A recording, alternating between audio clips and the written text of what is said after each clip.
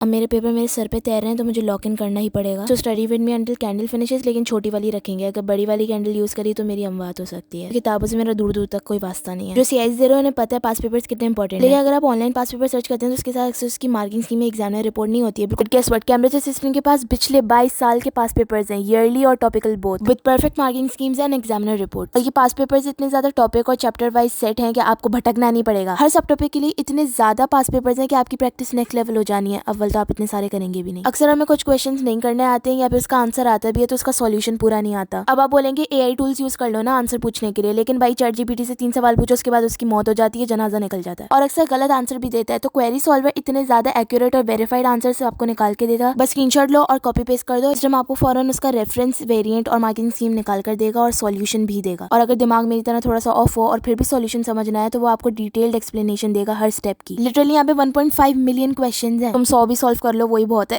Anyways जितना हो सका मैंने कर लिया। कैंडल तो मुझसे खत्म नहीं हुई लेकिन कोई बात नहीं, खाना मैं खत्म कर सकती हूँ। तो हम खाना खाने गए थे बाहर। एनीवेज अल्लाह हाफिज।